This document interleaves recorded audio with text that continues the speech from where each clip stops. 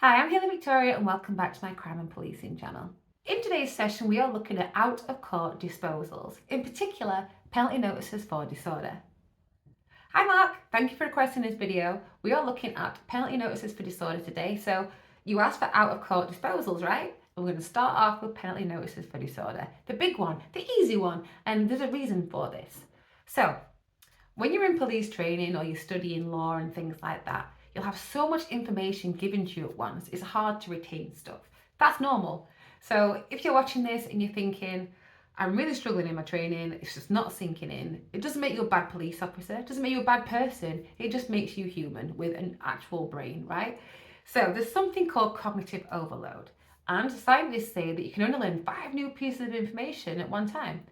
And if you're sat there in this class and if you're in police training now, you'll know that you get hammered with information all the time because you've got so much to learn in such a tiny little space of time. It's just how it is, right? So you're going to find some stuff just doesn't stick. You just don't get it. That's fine. And that's why we're making these videos. So I'm going to help you chunk this information. Now what we're going to do is have a look at little bits at a time rather than giving everything all at once, because that's going to have the same effect. You'll be like, I've tried it this way, I've tried it that way, I've had all this information, it's not sinking in. It doesn't make you a bad person. We're just going to chunk it and make it easy to digest. We're also going to contextualize stuff. So that means put it into like some kind of practice. So you go, oh yeah, I remember now because we did this, that and the other, and this resulted in this. Kind of like when you do like an interview, you know, you do that STAR process, situation, your actions, all that kind of thing. Now we're doing it with law. So we're going to start, like I said, with penalty notices for disorder. These are great. So this is a way that you can deal with disorder.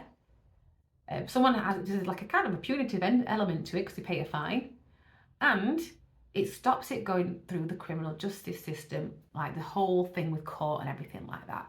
We're trying to deal with people now rather than it going through all of that stuff.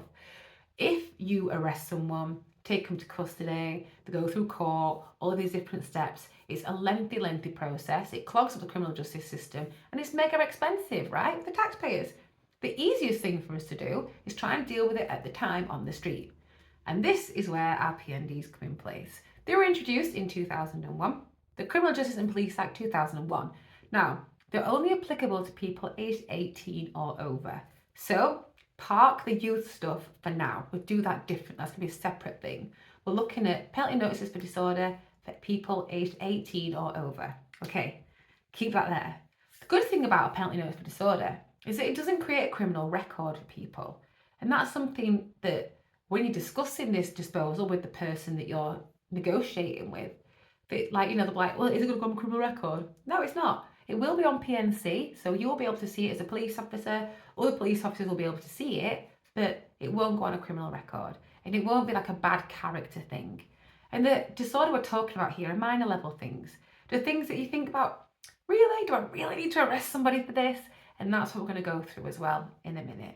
So you use your NDM all the time, right? Your National Decision Making Model.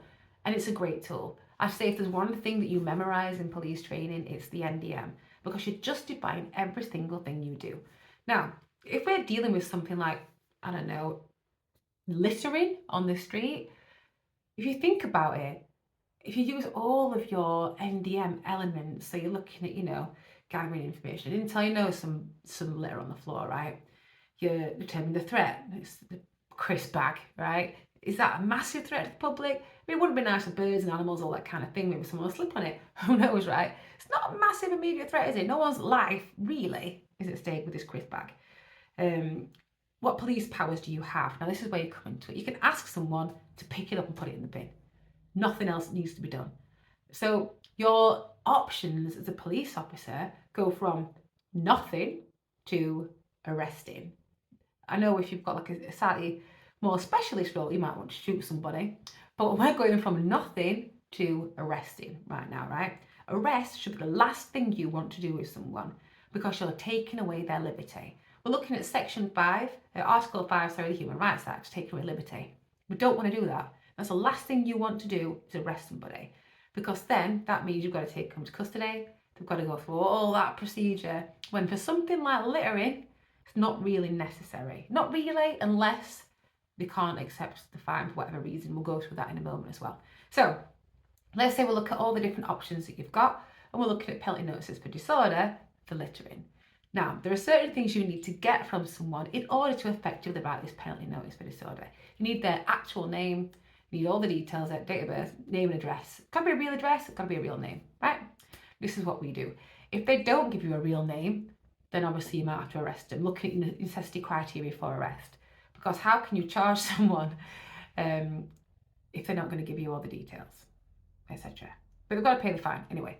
So let's discuss this further. So the comment back to these fixed penalty notices, which you might have already heard, is that someone has to pay a fine. This could have been £90 or £60 depending on what it is. And I've got a whole list of stuff that we'll go through.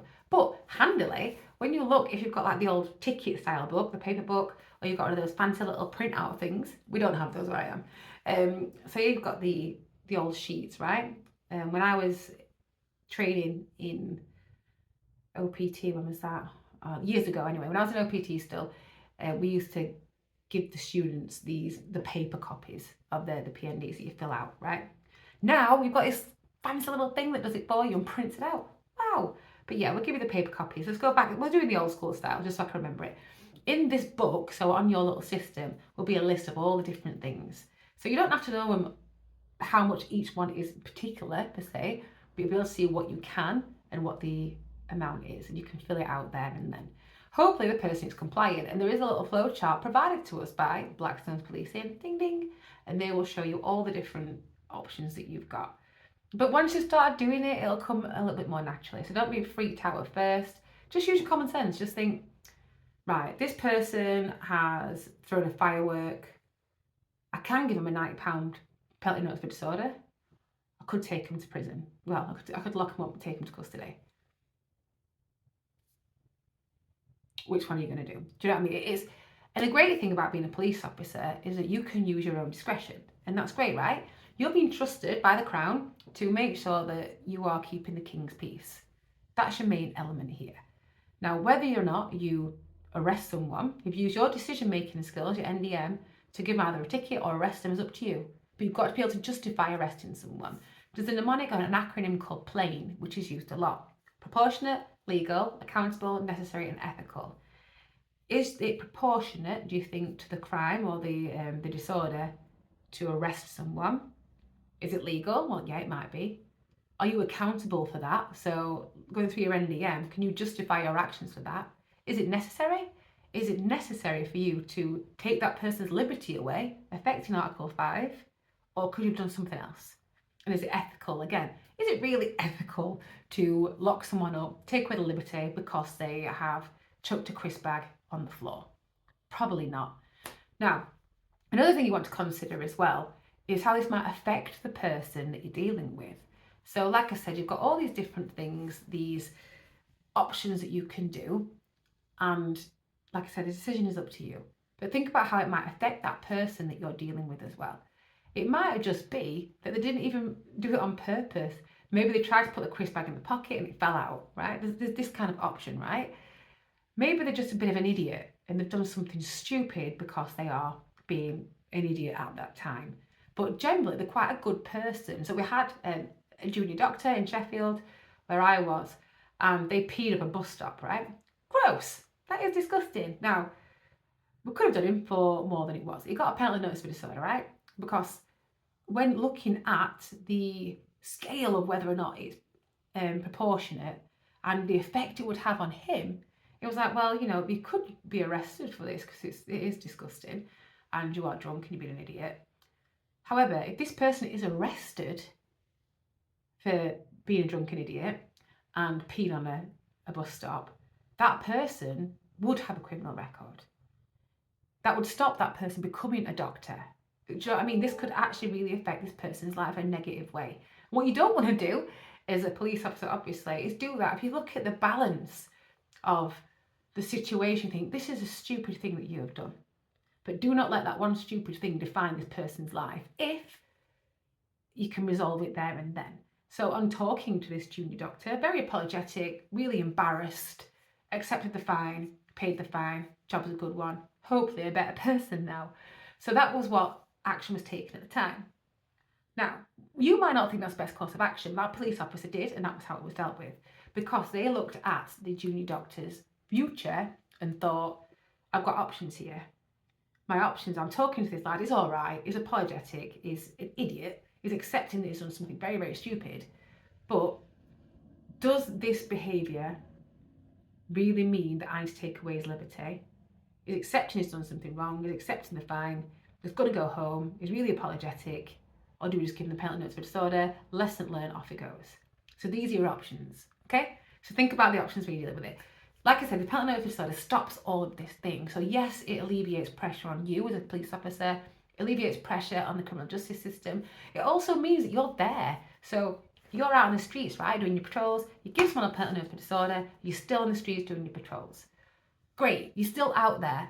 If you lock somebody up, you've got to go back into custody. You're off the streets now, and other disorder can be taking place with the absence of you, which is the capable guardian. We're looking at the routine activities.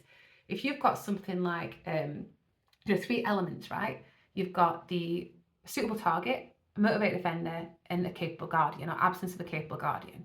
Now, if someone is a motivated offender and they see a suitable target, however, a capable guardian, you, is there, they can't commit that crime. If you're off because you've arrested someone for littering, you've decided, you know what, you're coming with me, we're locking you up for littering. It's a bit extra, right? You then go, the capable guardian element is gone. There's now an absence of the capable guardian. You've created a hole there, an opportunity for someone to commit a crime. So ideally, keep you guys out on the street, right? So this is why they're good, these penalty notices for disorder. I hope this makes sense so far. So let's recap everything we've discussed already. As a police officer, you make the decision. The decision is totally up to you.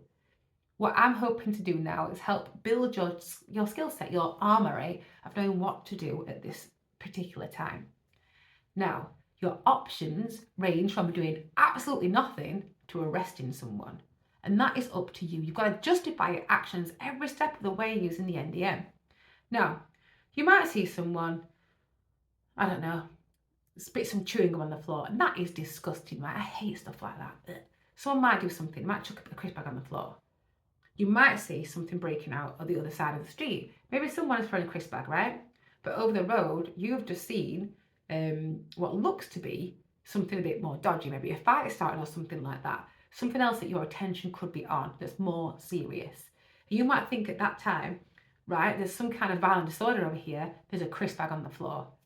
And there's only you there. You're going to go to the violent disorder, right? You're not going to go to the crisp bag, because in terms of keeping the king's peace and preventing disorder, you're going to go to the bigger offence. So that occasion, you might think, I can't deal with the crisp bag right now because that person's going to go through that window. I've got to go and deal with that. So that's your options there. Maybe do nothing. Maybe there's nothing kicking off up here and there's a crisp bag on the floor. And you go, excuse me, madam, or whoever, please can you pick that crisp bag up, because it's littering, it's not nice, you know, got to protect the spaces we live in, and you know it's going to affect the environment, and also it makes it look a bit naff, doesn't it? Please can you pick it up, put it in your pocket, or pop it in the bin. Most of the time they'll be really embarrassed. They'll go, oh, yeah, sorry mate, I didn't realise. Put it in the pocket and off they go. Done. That's all you have to do. Just say, stop it. And there's also things you can do as well. So yes, we're talking about doing your PNDs or your arrests or whatever, but you can also try and persuade someone to just stop being a bit of a dick. You can be like, there's something called PAW, persuade, advise and warn, right? You can persuade someone to stop, look, please can you pick that up and put it in your pocket, take it with you. I don't really want to have to give you a fine or take you into custody for chucking a crisp bag on the floor. It's a bit extra in it. Pick it up, put it in a bin, we're all good. Yeah? No, I'm not picking it up, you pick it up. Look, I'm advising you now, so you're looking at advice. Pick up the crisp bag, or you're going to end up with potentially a fine, or maybe even being locked up. And do you really think it's necessary for me to have to take away your liberty because you've thrown a crisp bag on the floor? And they're like, you pick it up or whatever. You're like, right, I'm warning you now. If you don't pick up the crisp bag, you're definitely going to get a penalty notice for disorder, and perhaps you might even be arrested. And they're like, oh, crikey, all right. Now, your paw generally does work. Pick it up, put it in the pocket, be a bit embarrassed, shuffle off they go.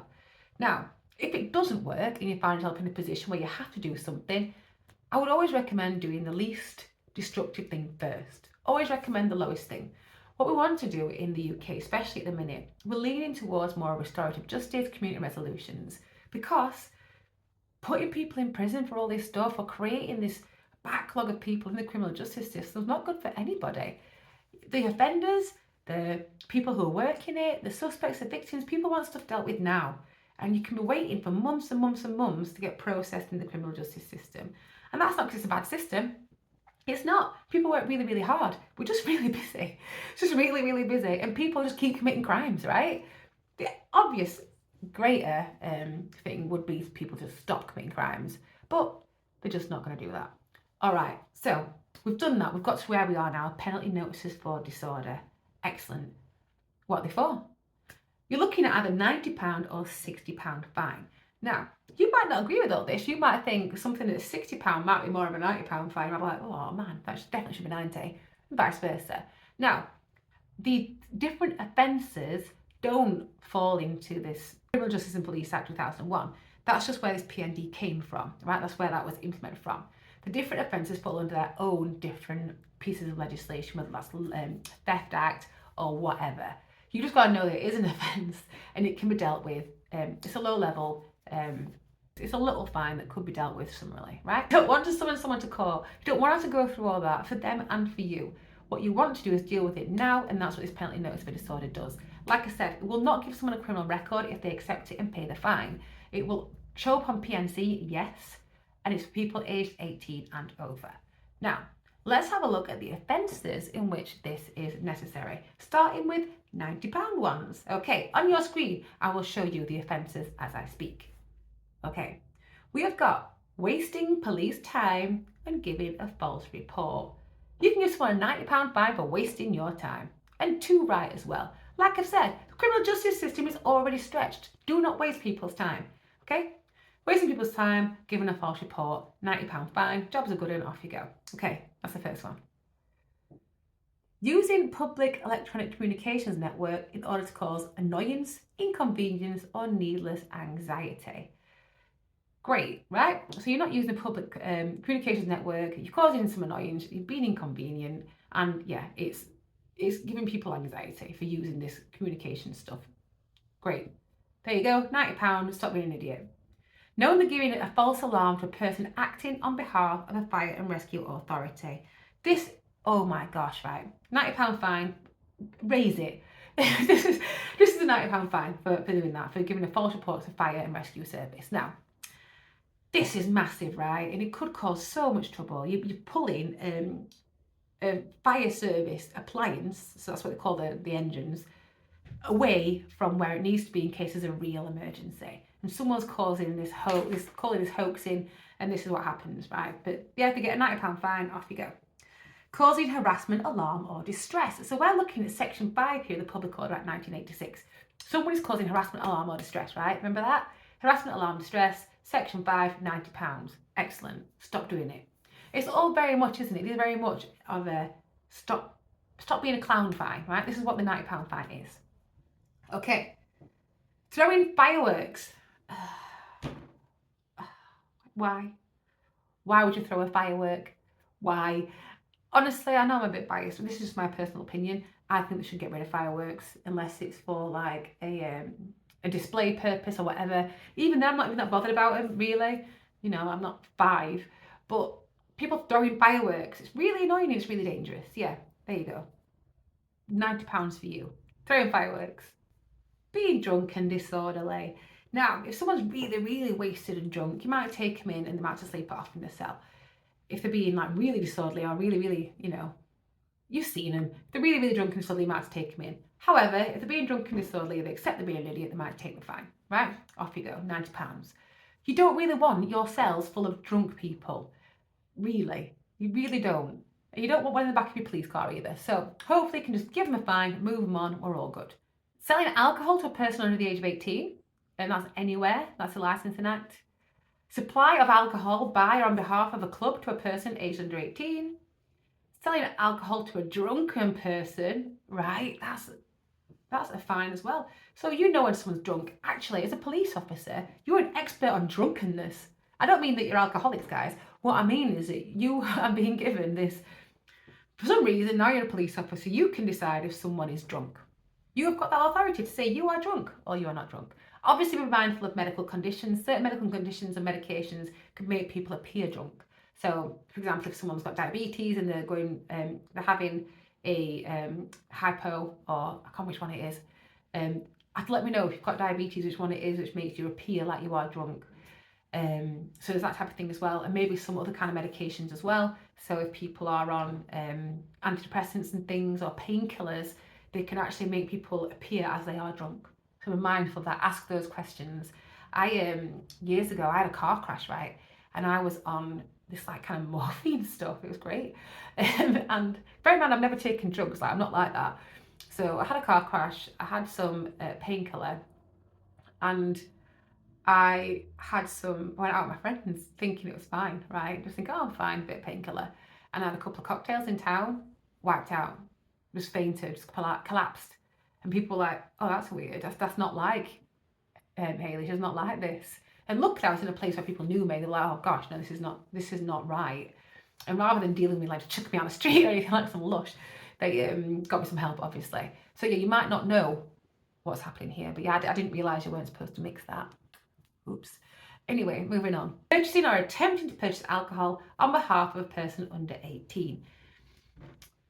Now, right, you will have people, your little tearaways, I was one, who'll be asking people to buy them cider from the shops. Don't do it, guys. £90 fine, and you look a bit dodgy buying alcohol for kids. So, yeah, don't do it. Delivery of alcohol to a person under the age of 18. So, giving someone alcohol.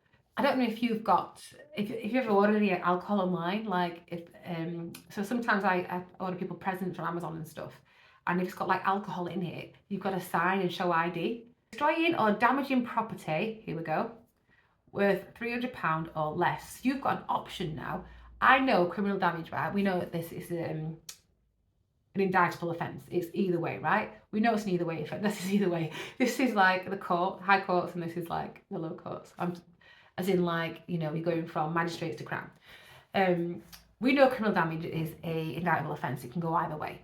So this is one of our options. I'm not saying this is what you should do. This is one of your options. You can give them a PND, penalty notice for disorder, for criminal damage less than £300. Say someone's drawn a knob on a bus stop, for example. There you go, you can do that. Because remember, criminal damage doesn't actually have to be permanent, remember? You are recklessly or intentionally causing damage to some property which doesn't belong to you. It doesn't have to be permanent. It could be throwing an egg at something. It could be throwing milk. Well, milk's really bad, actually. If that goes into the water supply, it can just ruin everything. But anyway, digressing. So it could be anything, right? They could draw a big, what else is offensive? You could just draw something bad, right, on the street in chalk. That itself could be criminal damage, even though it's not permanent damage. Okay, remember that. Unlawful possession of cannabis and its derivatives. This is obviously under the Misuse of Drugs Act 1971, but this is an option for you. Okay, this is an option. It's not saying this is what you have to do. This is an option. You can get a PND for that. Retail theft, so shoplifting under the amount of £100, you can get a PND for that. It's one of your options, like I said, and that's by anybody other than a member of the staff who works there. A breach of the fireworks curfew. So if you're setting fireworks off between 11 PM and 7 AM, not only is that really annoying to everybody else who lives around you, you can get a ticket for that, £90. In fact, you know what, I would do this. And I'm quite a lenient person, right? I like to see the best in people. However, I have a child, and I don't really want to listen to your Poundland fireworks going off at 2 AM in the morning, all right? Possession of a Category 4 firework. A Category 4 firework are your big showpieces, right? That you're not supposed to mess with unless you've got like specialist knowledge about fireworks, and can cause serious damage to people, and they're really hazardous. You know, when you see them on like, I don't know if you've ever watched the New Year's Eve thing in London, where it's like that kind of business. Not the drill ones, obviously, but yeah. You don't want a big one going off in your face. So we're going to about £60. So they were all £90. Now we're in £60 land. These are less. If you think about when you're looking at different offences anyway, we talk about what the certain things are in relation to that.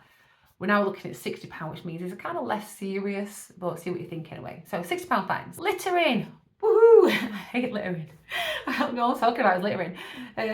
So, dropping or leaving litter or refuse, except in a receptacle provided for the purpose in a royal park or other open space.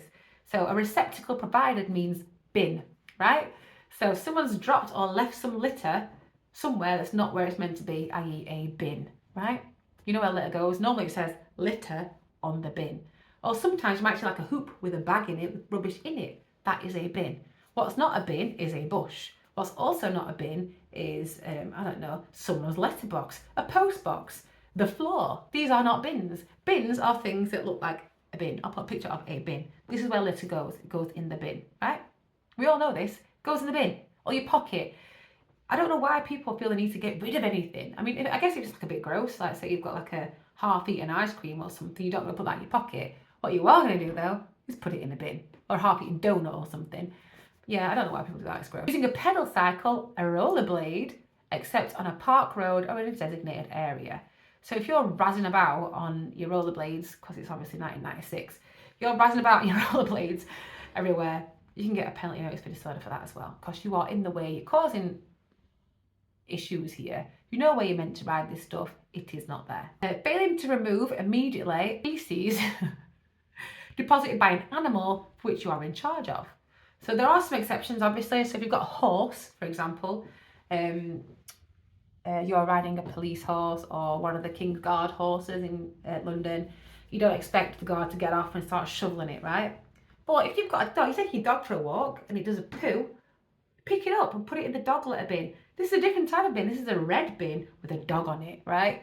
Pick it up, put it in the bin. It's disgusting. And the difference between like dog poo and horse poo, I can't believe I'm having this conversation, is that dog poo is full of meat and bacteria and stuff. Horse poo is not. They eat grass, right? The stuff that comes out of that is not going to cause someone to go blind. The stuff that comes out of dog poo, very serious to human health and other animal health, and it stinks and it's disgusting, right? Pick up your dog poo, you get a £6 fine. Throwing stones at a train, not only is this really stupid and dangerous, you might cause some damage, and also it's stupid. You're going to get a fine for that, £60 at least. Trespassing on a railway. These are all on the British Transport Commission, these two, by the way. So trespassing on a railway is really stupid because you might get killed, and that's going to cause way loads more work for other people because there's going to be bits of you splattered everywhere. They've got to come clean it up. And the rail network is already flipping terrible, right? So it gets even worse when someone is under a train because they've got to stop everything, pick you up, put you somewhere, not at the side of the road, you know, a dead cat or something, pick you up, take you where you need to be, clean everything up and off you go. Also, you need to get trauma counselling and everything for the poor people who've seen all that, especially the drivers, right? So yeah, that's trespassing on a railway is stupid, don't do it. Drunk in the highway. Yeah, drunk in the highway, you're getting on people's nerves, you're in the way, you're causing disorder, £60. So if you're under 18 and you're drinking in a bar, you're going to get a fine, £60. Allowing someone to drink alcohol in a bar, £60. Unlawful possession of cat and its derivative. So who can issue a PND? So a PND can be issued on the spot by a police officer in uniform on the street. That will be you when you're walking around in uniform, blah, blah, blah. Here's your pellet for disorder, madam. Pick up your crisp bag. It can also be issued by any officer when they're in a police station. So thinking about custody, custody officer, sergeant might go, right, yeah, you're having this, get out. There you go. If after you've done the PND and it comes to light that the suspect might have done something a bit more serious, they can be charged for that offence separately. Okay, here is our list. We're going to go through this really slowly together. So, is this an offence to which sections 1 to 11 of Criminal Justice and Police Act applies? Yes. So is it something you could give them a ticket for? Yes. Is the offending behaviour still taking place? If yes, give them a warning to stop it. Remember the persuade, advise, warn, do that. If they haven't complied, you need to consider if arrest is necessary. Now looking at necessity criteria, is it necessary to arrest someone for that? If you think yes it is, lock them up. If they have complied, so they've given a warning, they've stopped doing it, yes, we can move on down the PND route. If the offending behaviour is not still taking place, so they've stopped doing whatever the stupid stuff they were doing, like throwing a stone at a railway, if there's sufficient evidence to support a successful prosecution. So this could be either way. So if you decide that it's so bad that you want to arrest them, consider if it's necessary. If it's necessary, lock them up. However, if you'd rather go down the PND route, we continue down this chain here. Comply with the code of practice, caution the suspect, and complete the pocket notebook entry, right? Is the offence too serious or of an unsuitable nature for a PND? If you think, yes, this is way too serious actually, it's unsuitable for this, they're not going to learn a lesson or whatever, or it's not going to bring about justice, consider if arrest is necessary. If you think, you know what, it's not that serious, it's just a stone at a train, this person's an idiot, do you think they're suitable, compliant and able to understand you? No, if they're too drunk to understand. So we're looking at like the drunk and disorderly ones and stuff. If they're too drunk to understand, you're going to have to lock them up. If you don't think that drunk to understand, they're a bit drunk, they are stupid, they're being disorderly and drunk, but yes, you understand, continue. Is there another more serious or non-penalty offence known to be involved? So if it's something like, I don't know, assault or something, yeah, consider arrest is necessary. If not, does the offence involve a second suspect under 16 years of old? If it does, you need to warn them, give them a formal caution, report on bail, charge or refuse charge, etc. You've got your other options there, we'll go through later. If it doesn't, is there sufficient evidence as to the age, identity and place of residence of the suspect? Now, this is a good one. So this also forms your necessity criteria. If people won't give you their real name and address and their age, then you're going to have to arrest them. They're being an idiot. And this is where you can use your persuaded advice and warn. Like, come on, your name is definitely not Donald Trump. Give me your real name, please. Let's get it done. Let's get it sorted, and then you're on your way. You can go home and sleep it off, right? If they're not going to give you all that detail, you're going to have to arrest them because you have to do something, right? If they're causing this much disorder. If you've got all that detail, fine. You can give them a PND on your way. And once you start going through the process, it's not actually that bad. So it's basically just using your NDM and your discretion in your brain to think, is this a suitable course of action? So that's your PNDs. I hope that makes sense. Let's recap from the beginning. Okay, more recapping. Your penalty notice for disorder is one of the tools in your armoury. You can use it. You could decide to do something else. We've got the flowchart that I've just gone through with you there as well. You could use this if you want to do a PND. This will help you to rationalise your decision. So have you gone through this flowchart? Are they suitable? Is the crime applicable? Yes. Is it suitable to do that? Yeah. Have they given you all the details you need? Yeah. Great, crack on. If, however, you think this should be an arrest, you arrest them. This is your discretion, this is your decision. You arrest them. However, you've got to justify that when you get to custody, because your custody sergeant's going to want to know why you brought somebody into that cell. You can't just bring them in because of something silly, right? It's got to be proportionate. It's got to be lawful. It's got to be accountable for it. It's got to be necessary. It's got to be ethical. Remember all of that stuff. And I know it's hard at the minute. It really is, especially in the Met where you're on such a massive magnifying glass. But just use your common sense. Use your brain. The skills that you had when you passed your interview to get onto the police means that you are meant to be there. So use these skills, use this decision-making process to decide whether or not to do this. Right, so you've got your penalty notice disorder. You've got all these different things that you can do it for. If you're unsure, ask someone. Have a look on, like if you've got the old ticket books, it tells you what you can do on there. You're like, oh great. You've got little codes each as well, like little PB or whatever on there. You've got all the codes. If you're doing it on the system instead, it shows you on there. And so all these different things, and I'm obviously going to list them on here again for you. So yeah, these are all the different things you can use your penalty notice for disorder. I hope this helps. It's only one of the things you can use out of court. That's all we're looking at today. We're going to continue with other adult cautions and youth stuff in the next video. I hope this helps. If you've got any questions, just ask me and we'll go through it together, okay? In the meantime, look after yourselves, look after each other, and please don't commit any crimes. Don't throw rocks at trains. Bye.